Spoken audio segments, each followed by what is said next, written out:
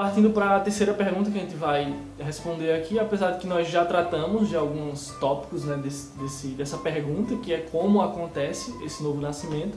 Já falamos da questão da iniciativa de Deus, que o homem é só o agente passivo, né, no novo nascimento, é Deus que age e tudo. Mas nós queremos tratar de um texto também que deixa claro de que como acontece esse novo nascimento e sobre a regeneração, né, que é onde se inicia ali o novo nascimento, quando Deus opera no homem e regenera o homem. Então, o texto de Tito, no capítulo 3, ele vai começar a partir do verso 3, trazendo a mesma perspectiva do texto de Efésios, falando que nós estávamos em desobediência, entregues ao pecado, à imoralidade, à desonestidade. Mas a partir do verso 4, o apóstolo Paulo, ele escreve assim: mas quando, da parte de Deus, nosso Salvador, se manifestaram a bondade e o amor pelos homens, não por causa de atos de justiças por nós praticados, aquilo que nós já falamos, que não é novo nascimento, que não é atos de justiça por nós praticados, mas devido à sua misericórdia, ele nos salvou pelo lavar regenerador e renovador do Espírito Santo. E mais uma referência interessante à água, né? Ao lavar regenerador, aquilo que nós lemos em João capítulo 3 e na profecia de Ezequiel. E a gente vê até que o próprio apóstolo Paulo, por conhecer as Escrituras, o Novo Testamento, ele sabia dessa questão, desse princípio da regeneração, do lavado, da purificação. É tanto que ele fala para isso nessa carta a Tito. Então isso deixa bem claro o quanto o Antigo Testamento também é importante para que possamos compreender o Evangelho como um todo, e não só em partes. Mas é o que acontece com muita gente. Muita gente tem muita dúvida acerca de algumas coisas. Se Deus nos permitir, faremos outros vídeos falando sobre a importância do Antigo Testamento, sobre a lei de Deus. É algo que se completa, se complementa, não é algo solto, como muita gente pensa, né? Exatamente. Continuando o texto, no verso 6, ele diz assim, que ele derramou sobre nós generosamente, por meio de Jesus Cristo, nosso Salvador. Ele o fez a fim de que, justificados por sua graça, nos tornemos seus herdeiros, tendo a esperança da vida eterna. Como acontece a partir desse lavar regenerador que Deus opera no coração do homem. O outro meio no qual acontece o novo nascimento é através da pregação da palavra de Deus. E o apóstolo Pedro, em sua primeira epístola, no verso 23, vai falar assim: vocês foram regenerados não de uma semente perecível, mas de imperecível, por meio da palavra de Deus, que é viva e permanente. Ele deixa bem claro que a pregação da palavra de Deus, que é o Evangelho, é quem faz o coração passar por todo o processo no qual Ezequiel vai falar. Então, a palavra de Deus é a forma principal na qual há a regeneração, há o novo nascimento, porque através dela o Espírito Santo vai atuar. Basicamente, em cima disso do que o próprio Pedro falou, o apóstolo Pedro, tem os efeitos que a gente pode usar, e assim como característica de um verdadeiro arrependimento dos pecados, que vai ser a mudança de mente, muito conhecido como metanoia. Um texto muito conhecido é Filipenses 3, 7 ao 9. A tristeza pelo pecado, está lá em 2 Coríntios, capítulo 7, verso 9 ao 10. O reconhecimento pessoal e confissão de pecado, 1 João, capítulo 1, 8 ao 10. Uma obra contínua e aprofundada de arrependimento, Hebreus 10, 39. E é muito interessante que essa questão de contínuo arrependimento, isso é a prova clara e clássica de um verdadeiro cristão, que uma verdadeira pessoa nasceu de novo. Porque é impossível que uma pessoa que realmente nasceu de novo continue na prática do pecado, continue atolado na imundície do pecado. É exatamente isso que o apóstolo João deixa claro na sua primeira epístola, no capítulo 3, no verso 9, que diz assim: todo aquele que é nascido de Deus não pratica o pecado, porque a semente de Deus permanece nele, e ele não pode estar no pecado, porque é nascido de Deus. Então deixa bem claro, bem didático aqui, nessa passagem, que aquele que é nascido de Deus, ele não continua na prática do pecado, porque as duas coisas não podem coexistir, né? Uma pessoa que tem um espírito e continua voluntariamente na prática do pecado. Assim como o próprio apóstolo Paulo falou, e a gente já citou aqui, que o homem espiritual, ele discerne as coisas espirituais, mas o carnal não consegue discernir as coisas espirituais. É verdade. Outra marca bem clara, ou melhor, outro efeito, né, de um novo nascimento no caso, a regeneração, a fé e o amor. As três coisas estão ligadas e andam totalmente juntas, como o próprio texto de João, 1 João vai falar. E exatamente acontecem nessa ordem, né? Foi como a gente tratou desde o início.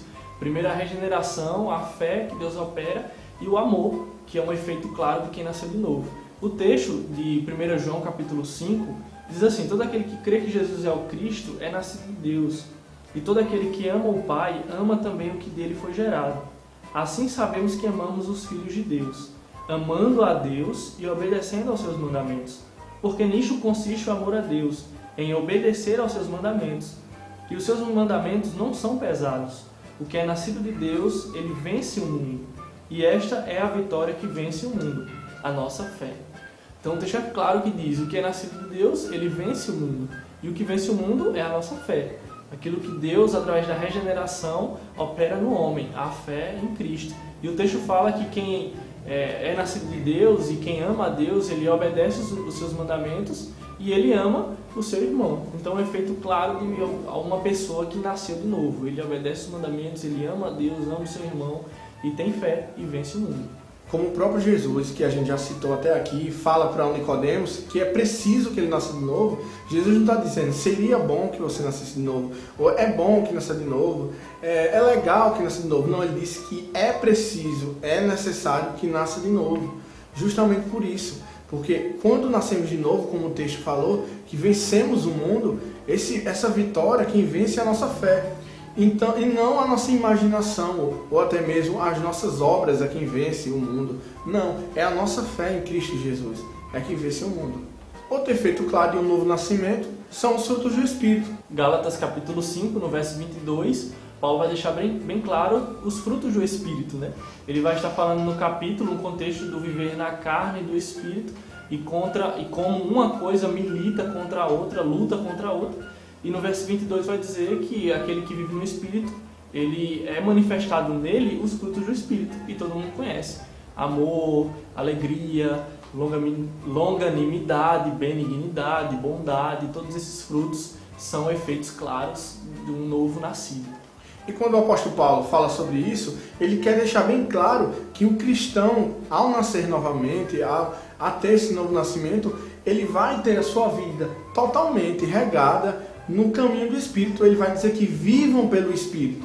Então, a partir do momento que você se converte, que acontece um novo nascimento, você passa a viver não mais de acordo ao mundo, mas de acordo pelo Espírito. Você vive pelo Espírito. E literalmente é nascer de novo, é nascer do Espírito e viver pelo Espírito.